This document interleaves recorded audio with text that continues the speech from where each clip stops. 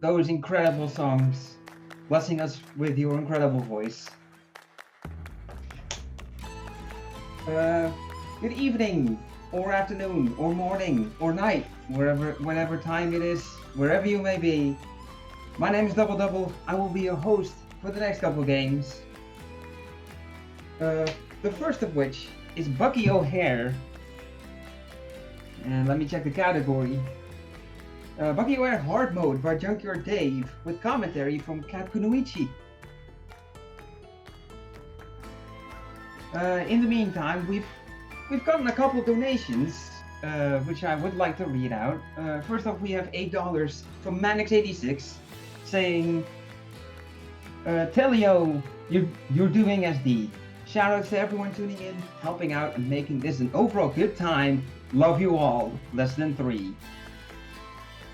Then additionally, we have $20 from Andre the XLR8R saying, shout out to all the musical performers of the marathon. Pumped to hear them all. Let's raise some dough for the children. And this donation is going. This donation is going to the file name for Castlevania Symphony of the Night, with the file name being Blarg. Lovely file name. And lastly, we have $25 from Jordan the Last, saying, Freedom Planet is one of my favorite games of all time, and it's a huge honor to be part of this event. Huge thanks to all who worked so hard to put this event together, and all the runners. Let's all have a great time and have a pixel-perfect weekend. Much love to everyone. Thank all three of you so much for your collective $53 of donations going to Save the Children, which is an amazing charity founded over 100 years ago. They've changed the lives of over 1 billion children. They work in 120 countries, including the US, and in 2018 reached 134 million children through comprehensive programming and emergency response. If you have any kind of money to spare, please consider donating to us, and by extension to Save the Children.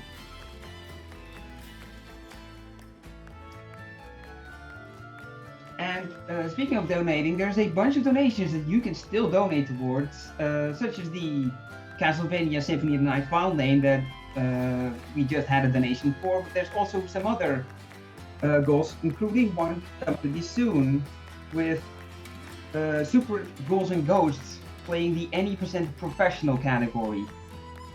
We currently have $10 out of 25, so that only needs $15 to be met. Additionally, we have some bit wars going on as well, such as Super Metroid Exertion to save or kill the animals, your classic Super Metroid bit war. No donations for that yet, so even $1 can put either kill or save in the lead. Then there's also Castlevania 3, a bit war for the route selection between Alucard, Sypha, or Trevor. Currently, Alucard is in the lead with $9, and Sypha and Trevor both do not have donations yet. So if you want to change the route for that run, be sure to get your donations in. Additionally, there is also other Castlevania donation incentives, because we've got a Castlevania block coming up later. There's also Castlevania Bloodlines. There's a character bit war between Eric and John. No donations yet. So again, even $1 can tip the scales. There's also some more goals that you can start to work towards for a bunch of the runs tomorrow, such as The Lion King.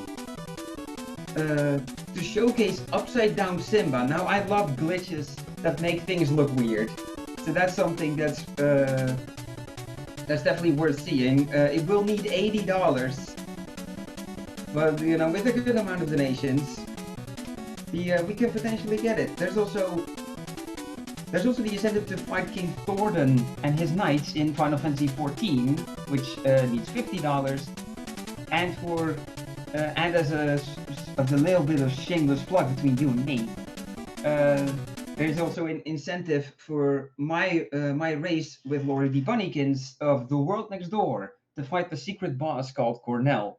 That needs $60 to be met, so plenty of gray gold.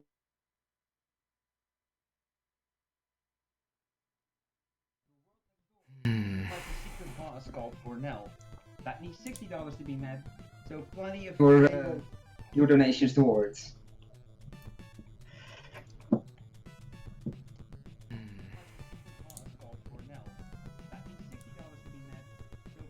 Your donations.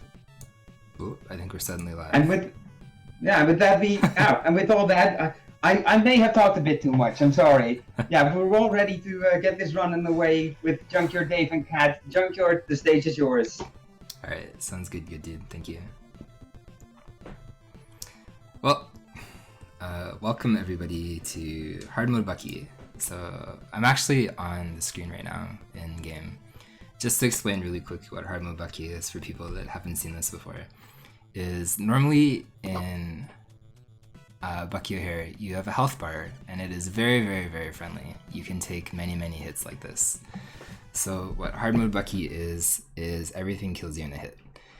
So this makes the game way harder.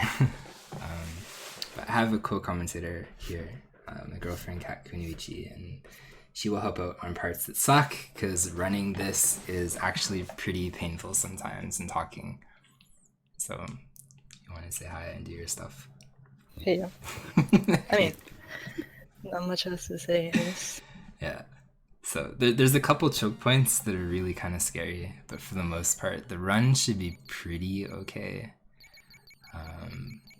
I'm not sure if you're capturing my timer, Manix, but I'll say 3, 2, 1, go. If it is my timer, I'll just hit it as well. I have a timer set up here. If not, 3, 2, 1, go.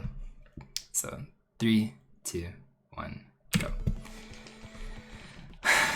Yeah, if you want to explain mechanics, anything like that, feel free to. Me? Yeah, you. I was supposed to help in tricky sections, dude, not actually doing full commentary. Okay, well luckily Green Planet is usually pretty nice. There's actually a really hard jump in the second screen. So as I said, hard mode was actually like an anti-piracy feature.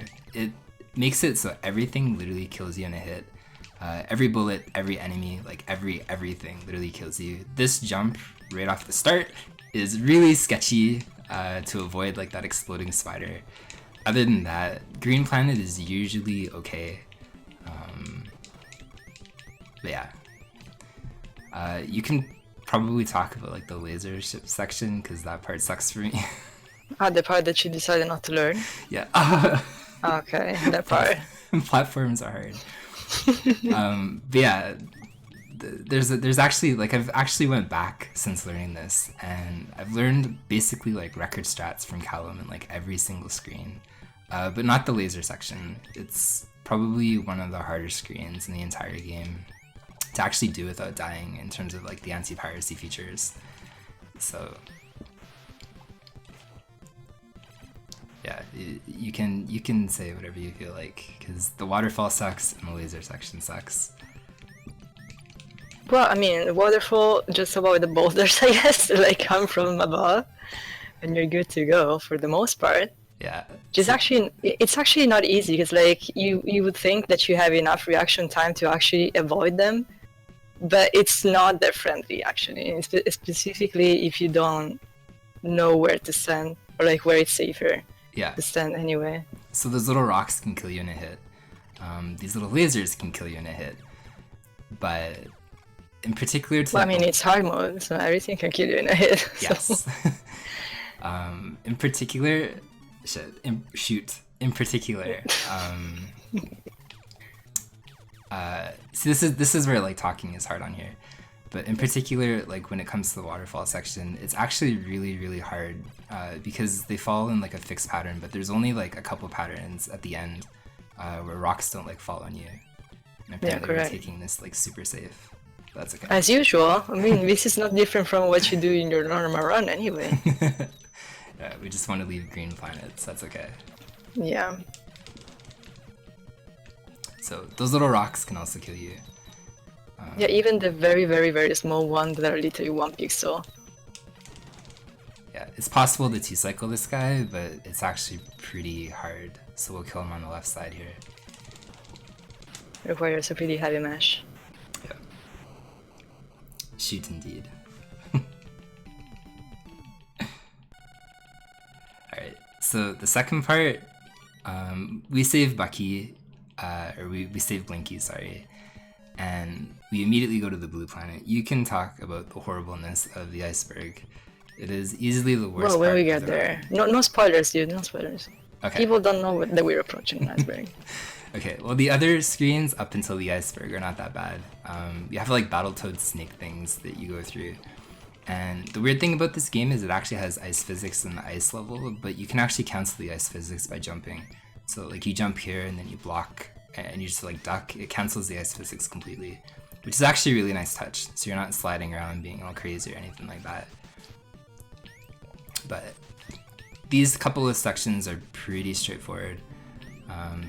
The other thing to point out is you can switch characters on the fly, which is pretty rare for like a NES game. Like I think it was just Little Samson that did it as well. But you can switch characters on the fly. But you have to be on the ground. You can't do it in the air. And these 3 toads are annoying. Okay, women. Explain this nonsense. Well, I mean, nonsense, yes, for the most part. There's a lot going on actually on this screen, because like, there's toads flying everywhere, pretty much. We thought for the longest time that, I mean, they seem to be RNG. Personally, I think they are, they're following a fixed pattern in terms of where they're spawning and how they're spawning specifically. Because it seems to me that if you decide to consistently do always the same things and kill certain thoughts and specific certain thoughts, then their patterns in terms of how they spawn seems to be pretty standardized anyway. It's still a mess, like it's still a gigantic mess because they're going to spawn from pretty much everywhere, from the bottom, from above, from literally the middle of the screen, and they're going to shoot at you, and again you die in 1 hit, so there's not much you want to do. Something that's annoying about this part specifically is that there's a lot of inputs being eaten, probably because of the iceberg actually like mimicking with like sort of floating motion that it's doing in the water. But it's pretty inconvenient because most of the time when you're ducking or when you're jumping, most of your inputs will get eaten. So it's already messy enough. You don't really want to deal with inputs being eaten as well. But I mean, when they shoot like that. And on top of that, the middle shots are probably the worst because, like, especially when the iceberg gets narrower, like smaller and smaller, you don't really have much room to deal with anything. But like specifically, middle shots are the worst because you don't really know how to deal with them. Like you can either jump or just shoot like in time, but if you don't have much space to do that, then it's pretty tricky. And again, on top of that, there's a flying something that consistently drop bombs on your iceberg, making it smaller and smaller as you go. So it's a lot. It is a lot. Easily the most unmarathon safe part of this run, and the worst screen in the entire game. Okay, we made it. Probably. Even though we died there, it pushes our corpse to the next spot, so we're free. Dude, with death warp, like that's fine. Yeah, I'll take that. Just getting out of there, like if I don't do that in a real run on the first try, I just reset. So yeah, that's really. Yeah, at worst it's usually like 6 tries maybe, but it's very hard to be consistent on that screen. Very difficult. It's one of the worst screens easily in the entire game. So the alligator coming up is probably one of the worst bosses for mashing in the entire game. Almost on the NES actually. I think he takes like 161 hits or something silly. He's very mash heavy. So his pattern is pretty easy. So the first cycle he'll jump 4 times and he'll shoot like that little laser thing. 2, 3, and then every subsequent pattern is 6, 4, 5, 6.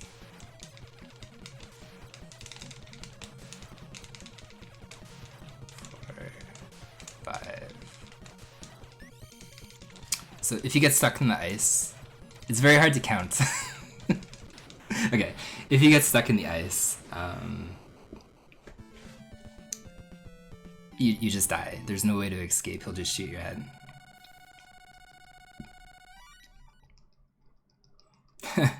Yeah, thanks, Angel.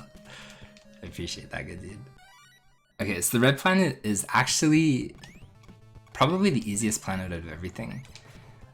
It's a lot of like straightforward platforming. There's like a quick man section for like Mega Man fans where like lava chases you. But for the most part, like every single screen, it seems in like most planets had a really kind of like anti-piracy kind of feature where, oops, Red Planet really doesn't. So maybe like they thought, maybe they thought like this chasing lava section or something was good enough to like deter pirates. But it's part of the normal game anyway, so once you learn how to do that, it's not like it's any harder on hard mode.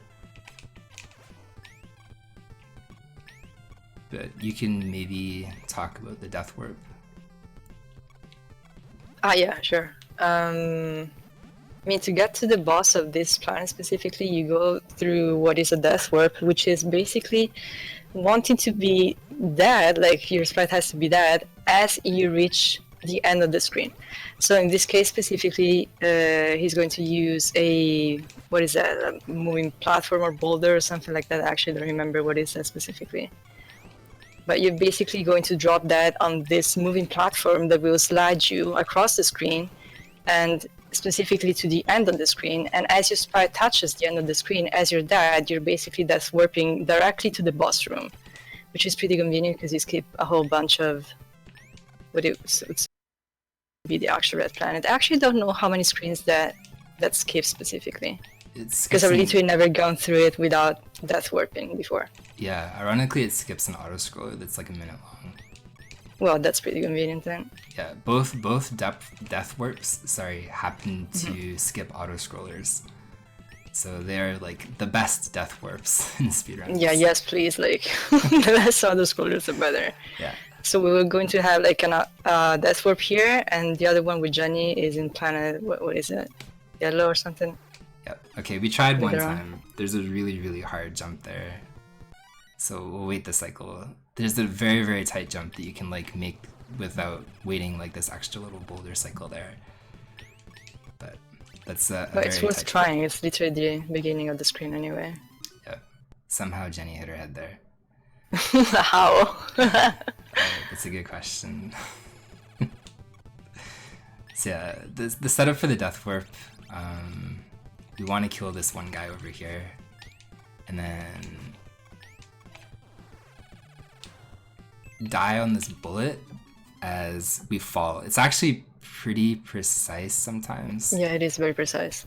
The toad can shoot in a weird way, and you can also kind of like rocket over in a weird way. So this is kind of the harder of two death warps. The other death warp is in the yellow planet, and it's a lot easier to do.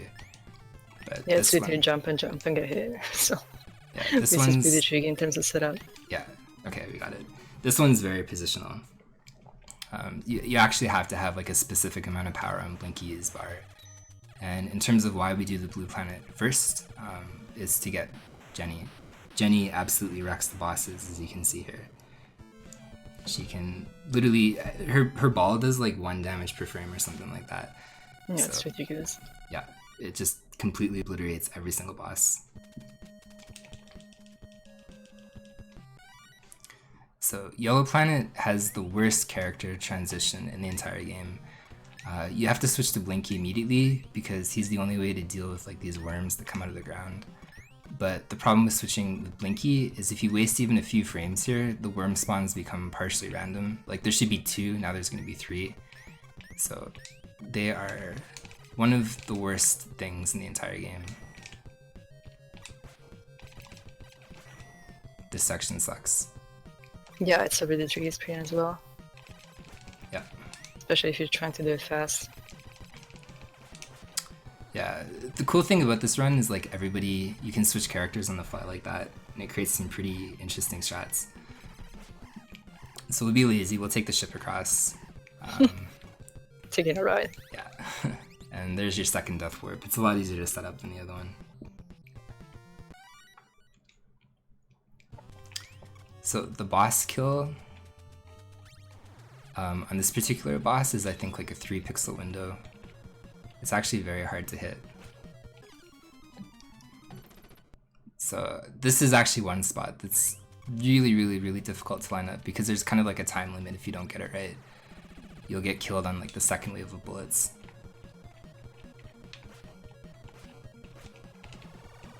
Okay, good enough.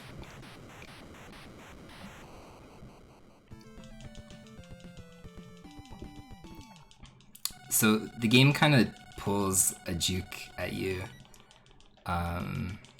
It takes away all the party members that you just rescued, and it leaves you with just Blinky and Bucky. So you kind of have to go through like this prison cell section, and you recollect all of the party members that you literally just collected. That's what this story. The only difference between running this on Japanese and North American is the text is faster than the Japanese version. But they're basically saying that they're being captured and they're being held in like individual cells and stuff like that. So there's your story if you're wondering.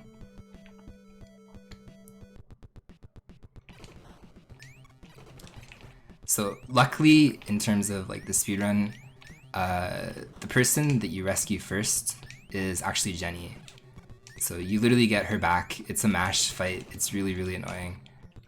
She's very mash heavy as well. She takes a lot of hits to kill. But at least with Jenny, yeah, you get her first, so you can get kind of like that ball back in control.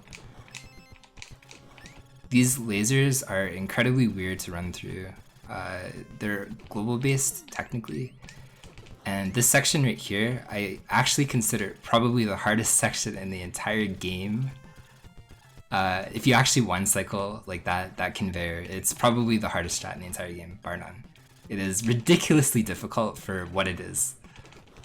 Just running through without taking a death there. So you have a 2-frame window to jump over this laser and commence smashing, I guess.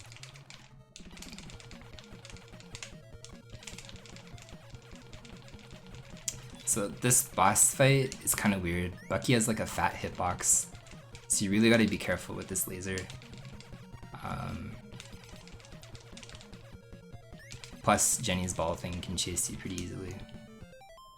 Oops, I mean to pause that. Batman, stop. Like, actual problems. Batman has made me push pause sometimes by accident. How dare you, Batman? Yeah. So we have Jenny back. The rest of the level is again kind of like standard platforming, but it gets made pretty easy with Jenny, just because we can use her ability, obviously, to like one-shot basically all the people that are captured.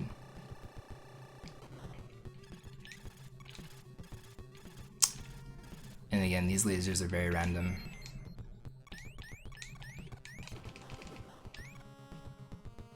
It's actually impossible to tell what cycle you're on until you enter the room. So you can see again, basically 1 damage per second, just completely wrecks like every single boss.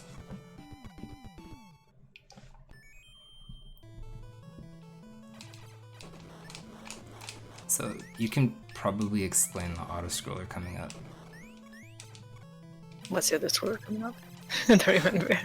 Like the freaking 2-minute auto-scroller where you just go up. That auto scroller. Yeah, that's a funny one actually. Like, I mean, as every auto scroller is a lot of fun for sure, and you actually want to get through it by getting to a very specific position. Was it like a 3 pixel window or something like that? Correct. Yeah, it's a 3 pixel window. So you kind of, I mean, you found your visual. It's pretty straightforward, but like when you just want to basically like stand in this 3 pixel window position and just shoot up, and you will get slowly brought up and up and up by this gigantic elevator. Yeah, it's And it's slow. It is slow. This is the worst place to die. Like you literally lose Yeah. probably close to 2 minutes. Like it's Do you literally start from the very start of it every time you yes, die? you literally do. That's great. Yeah, That's fantastic. It's a reset point. I've only died one time running this in the auto scrollers. Whoa! Don't do that, Bucky. So there is actually, like, that wasn't my fault, but at the same time, it was my fault. So if you actually mash B fast enough, you can activate kind of like your power jump. So how you actually activate like all your abilities in this game is you hold B. But if you mash B furious enough, I guess the game considers you holding B for like a couple of frames. So that's why Bucky decided to jump in the air really happy. No, sometimes you just had to jump to it. Yes. Do we have time for a quick donation? Yes. I mean, well, that's no better time for a donation, actually. Yes. Go right ahead. Okay, we've got $20 from Ambigas saying hoping to see Cyclops ZGV. I don't know what that is. Cyclops, what? I mean, it's probably something hyped up because, like, Okay. He is a runner. Ah, sorry. I thought it was like a game or something. that's a cool name for a runner. I actually thought it was a game as well. Okay, well that probably makes more sense. Okay, Duck is probably gonna live. He did live. Jerk Duck. Ah, he's running the bonus game server move with Dressed Up, dude. Yes, please. We want to see that, actually, so yes. Yes, please. Ah. Yo, what's up, Styly? And hey, Rufio. So the game remembers what stage you beat what character with. So it's gonna use me as Bucky. That's why I actually switched to Bucky, because when I go into the next stage, I'll start with Bucky. So it's actually kind of like a weird little quirk. Probably not seen in a lot of NES games. So this section sucks. We can duck here to manipulate that guy immediately to jump over us.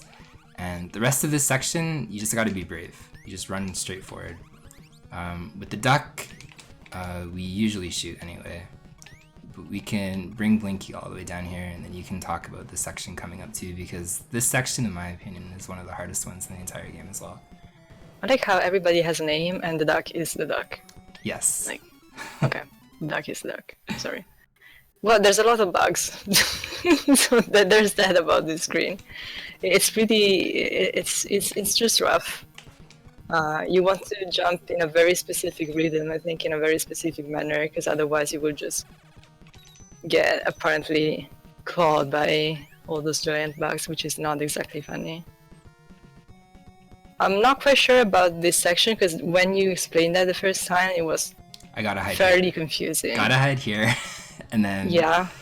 Yeah, we just hide there. I mean, it actually sucks. Like, it's just an awful screen to deal with because there's literally bugs everywhere. I'm sorry for every bug lover around, but it's definitely not a pleasant sight. So the slugs are mildly Slugs annoying. are very cute, though. They are. They're annoying, but they're cute. Yeah. Especially when they try to eat your brain. Yeah. So if the slugs wind up on your head like that, they actually jump or remove your jump height. Yep. I missed that cycle. It's okay. So they basically remove half your jump height. And it becomes very, very hard to obviously platform with all those instant death spikes and stuff around. So the option there, I could have probably flown across the pit with Blinky and like maybe saved it, but dying might have actually been quicker in that situation just to do the thing again. So if you don't suck, you can sneak under these guys, all of them. I can usually get 4, all 5 though is tricky.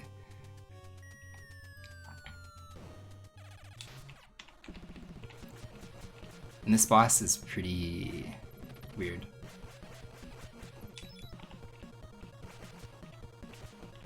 Okay, that's not bad. Do you have a specific pixel window even for that, or? I do actually. I actually use the life bar E to stand. Okay. Kind of central to the E. Because if you actually stand too far left or like too far right, the rocket that comes down will actually kill Jenny. Okay, we're gonna try a really hard jump with the duck. We're gonna try it again. It saves a lot of time compared to the old strat that I used to do, but it's okay, we got it. It's a really hard strat. The duck is like MVP in this section. He just like literally plows through everything. He can climb the walls and he can kind of like... He's got a weird climb where he can like climb up, but just the way he sticks to walls, it's actually very speedy. So this section in particular, I don't necessarily want to die. It's not necessarily a hard screen, but it happens to be, I think, like one of the longest screens in the entire game. So if you die here, you literally lose like probably over 40 seconds. It's actually a very painful death.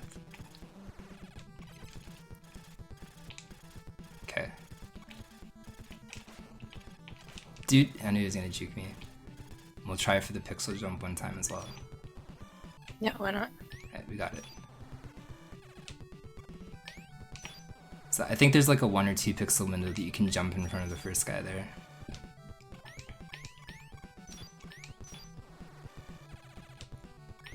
So you can talk about that screen coming up too.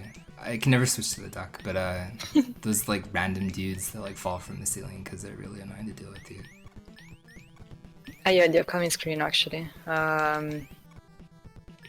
Well, I mean, it's for the most part, again, supposedly and allegedly RNG-based screen, but apparently it's actually not. Even for that, probably the things or whatever you want to call the little cyborgs dudes that are, as we're seeing, are about to fall from this section, dude. I was thinking that we were talking about the freaking monkeys jumping out of the screen. We will after, because it's part. After yeah, this but part. like this part like counts before. And see, I'm not actually sure about this part specifically because like all I understood is just be sure to kill everybody in these like circular sections and try to position yourself in the most convenient way possible. Yeah, but these sections are actually hard. Yeah.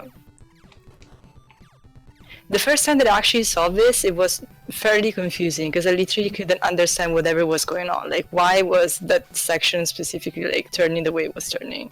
Yeah. It took me a while to adjust my side to whatever was going on, so it was pretty confusing.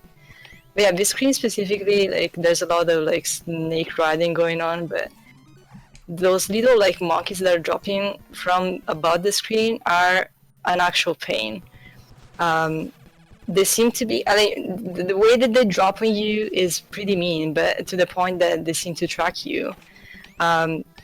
We didn't understand yet if they're specifically pattern-based or anything.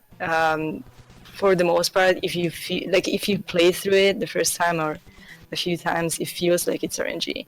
But it's probably not, because like Callum Ball, which is the world record holder for this one, says it's probably something that's again pattern based, which actually would make sense because there's not much RNG going on in this game anyway.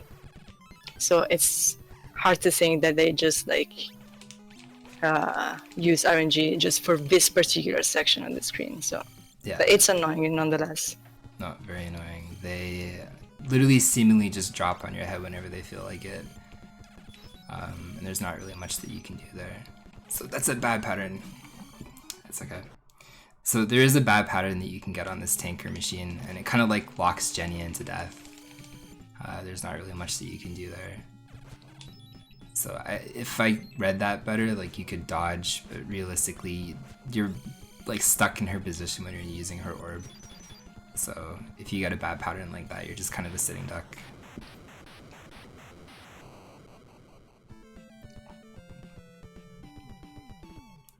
Okay, so we have the escape section coming up now, which is probably one of the hardest sections, I think, in the entire game.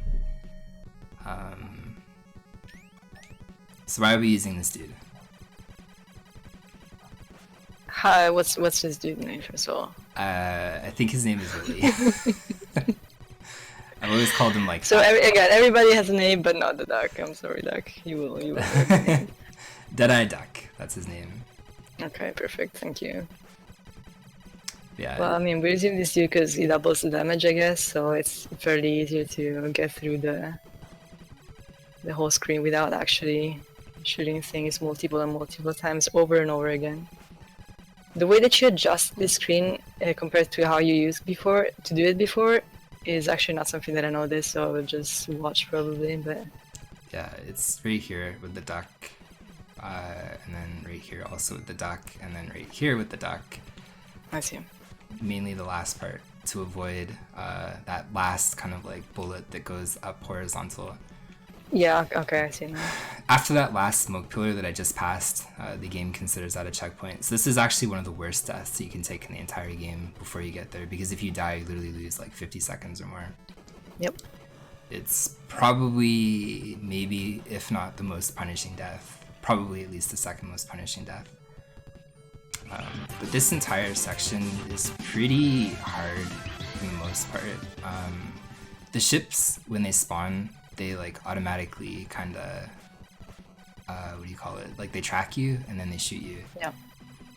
So, at least the green ones. The blue ones are in fixed patterns, but they still have bullets. And you can explain this guy coming up to you because he's like one of the hardest, I think. I wouldn't say hardest bosses, but like one of the most hardest to be consistent on.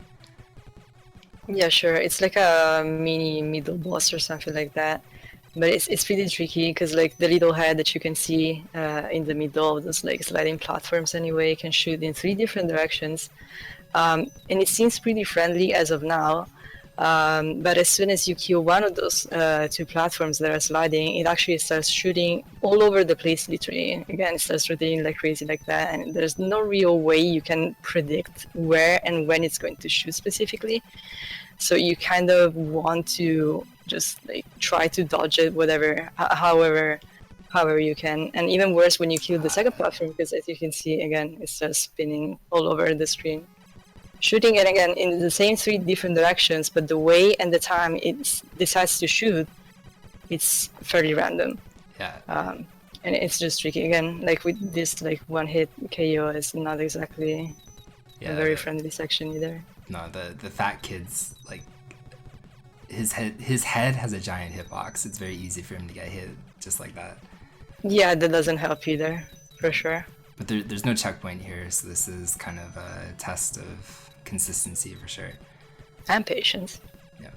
So if you die, that's it.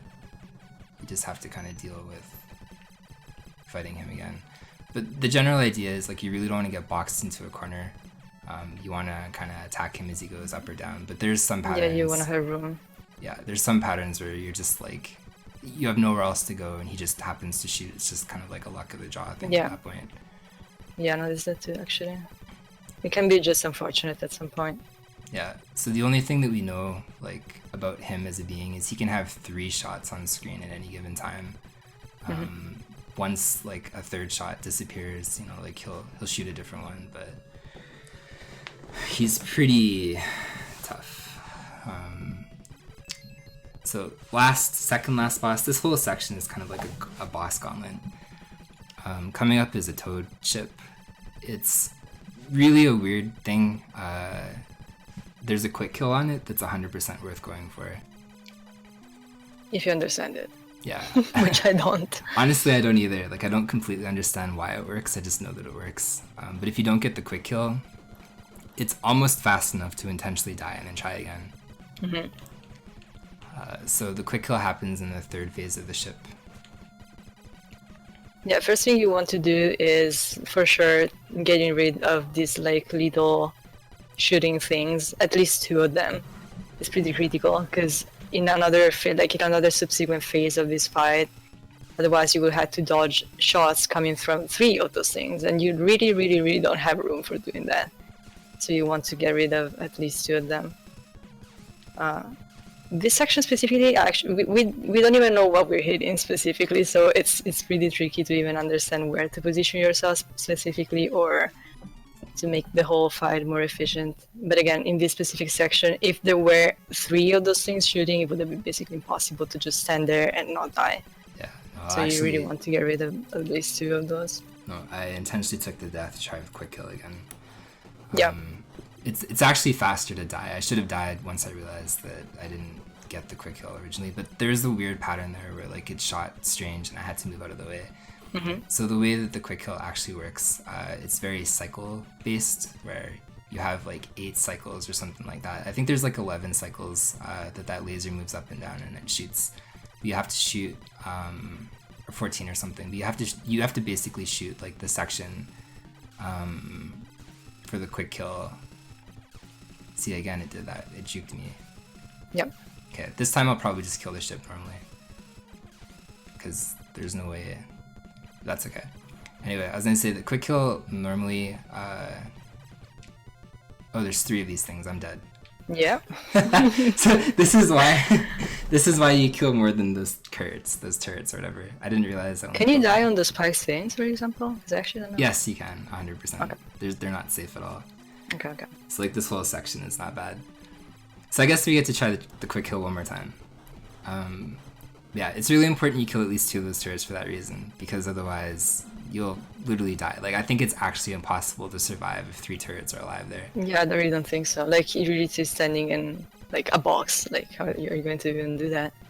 Yeah, on hard mode, I think it's like actually impossible to survive.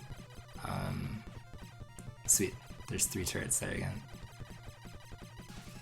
So 1, 2.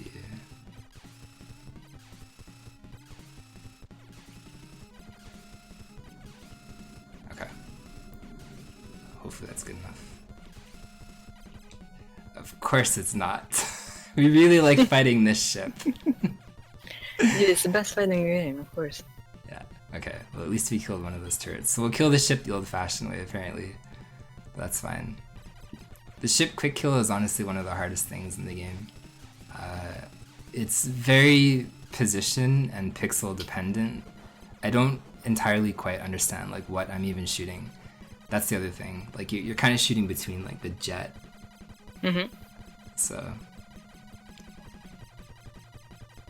time is after the next boss, which is far easier compared to this guy.